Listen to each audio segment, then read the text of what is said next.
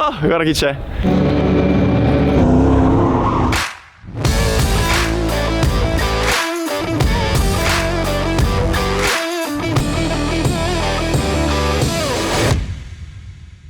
Nella vita ci sono alcune cose che sono scritte. Una di quelle è una cosa a cui penso da tanto tempo. Io mi chiamo Alberto Nasca. E secondo voi, potevo non guidare una NASCAR?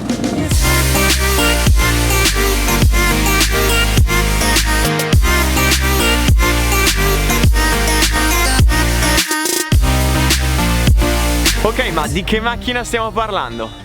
Il concetto è quello dei V8 americani, telaione in tubi d'acciaio, motore V8 posizionato davanti, l'elettronica non si sa neanche cosa sia, gommoni esageratamente grossi, slick e sportellate che vanno dalla prima all'ultima curva di tutta la gara. Quando parli di NASCAR è qualcosa di particolare, nel senso che da noi non esiste una cosa del genere. È come una federazione privata che organizza gare e all'interno di questo cappello chiamato NASCAR ci sono tante categorie. Giusto per darvi un'idea, il top è la Monster Energy Series, quella che vedo ad esempio alla 500 miglia di Daytona. E per darvi un'idea di quanto corrano, la Monster fa 36 gare, anzi 36 weekend di gara più 2 extra in un anno.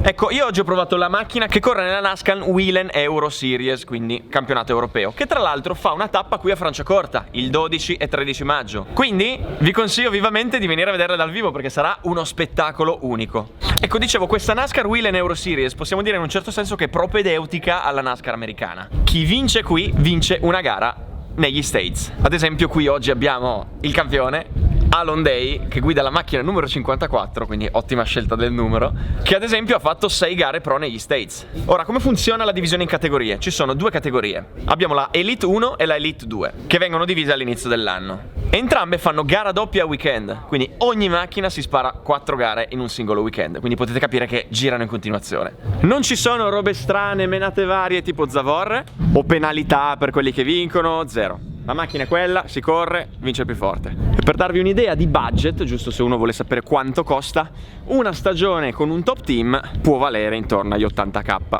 Un paio di dati tecnici? Sembra pesantissima, ma in realtà siamo sui 1225 kg. E onestamente pensavo di più. Potenza ne abbiamo, cavalli americani 420 cavalli, motore 5007 a carburatori. Le gomme sono slick, General Tire e sono uguali davanti e dietro. Che questa è una cosa intelligente per contenere i costi, perché volendo puoi girarle. E sempre per contenere i costi ogni vettura ha un set di gomme a disposizione per ogni weekend di gara. Quindi non abbiamo quelle gomme che fai 2 giri e poi sono da buttare, ma sono gomme in cui ci macini su tanti chilometri. Le auto sono uguali per tutti, i pezzi sono gli stessi e la cosa bella è che ogni team compra i pezzi, quindi arriva la scatola coi pezzi e poi la macchina se l'assembla. Quindi la cosa bella è che sì, le macchine sono uguali per tutti, ma puoi trovare delle differenze tecniche a seconda di come vengono assemblate. Questo fa capire come sia fondamentale il lavoro del team, sia dal punto di vista dell'assemblaggio della macchina, sia dal punto di vista dell'assetto. E la roba più assurda che ho scoperto, che spero non sia un trauma, visto che magari chi guarda questo video non lo sa, ma ho 5 costole rotte e una clavicola operata, è che qualcuno vede la maniglia? Non ha la portiera, quindi bisogna entrare dal finestrino. Oh, guarda chi c'è. Ma te non facevi motovlog una volta? Il Naschino mi ha influenzato. Cosa fai qua? Sono qua a girare con un mezzino, vuoi vederlo? Vuoi vederlo? Ma davvero? Ovviamente non credo proprio guiderò io. Non guidi tu?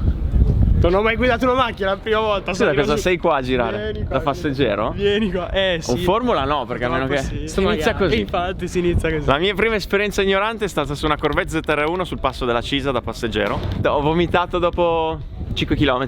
Spero che fa la tua fine. Sali su questo mezzo oggi? Siete pronti, raga? Oh! Sbam! Se mi dovessero chiedere e dovessi usarla, con che macchina hai girato per la prima volta? Tu non hai la patente? Non risponderei. Buon divertimento. Grazie. Bene, direi che ho parlato abbastanza. Adesso non vedo l'ora di dare gas. Quindi mi metto il casco e mi preparo a sfogare questi 420 cavalli americani sul circuito di Franciacorta.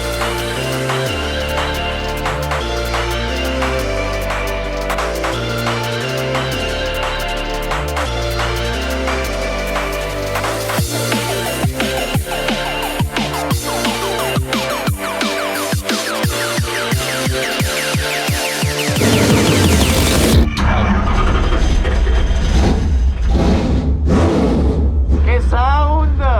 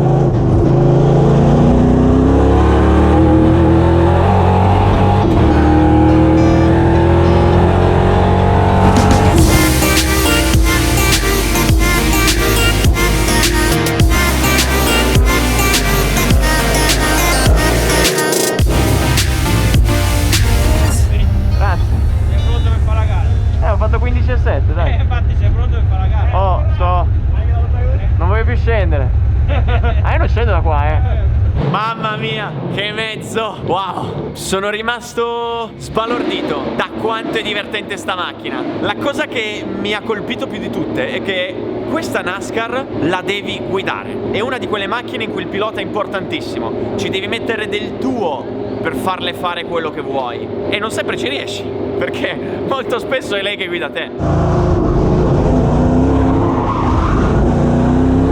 A livello di guida tende al sovrasterzo, sia perché hai 420 cavalli, che sono tanti, sia perché quando sei in frenata, innanzitutto frena molto dietro questa macchina, quindi se esageri col freno è facile attraversarla, e soprattutto perché quando vai a schiacciare la frizione per scalare, il motore va subito giù di giri, quindi se non fai il puntatacco in scalata è molto facile bloccare dietro e attraversarla. Quindi è una macchina in cui, da quel che ho capito, tu devi essere bravo ad usare questa tendenza al sovrasterzo per entrare più forte in curva e uscire più forte dalle curve. Allo stesso tempo, comunque, non essendo una macchinina piccola, se non sei bravo a farla entrare in curva forte ti può andare in sottosterzo. E paradossalmente la cosa assurda è che in certe fasi della guida mi è sembrato di essere su un kart, quella sensazione che hai quando freni che blocca dietro e si intraversa, che su una GT poche volte l'ho provata. Un'altra roba esagerata è il cambio.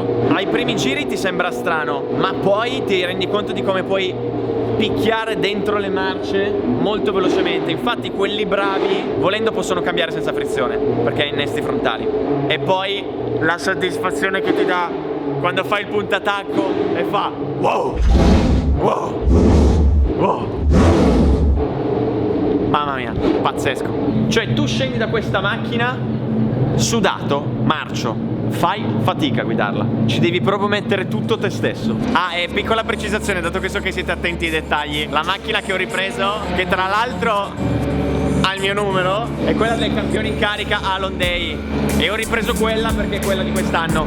Io guiderò quella dell'anno scorso, però vabbè, giusto perché so che siete attenti ai dettagli e qualcuno dirà: ma perché hai ripreso la 54 se poi hai guidato la 44?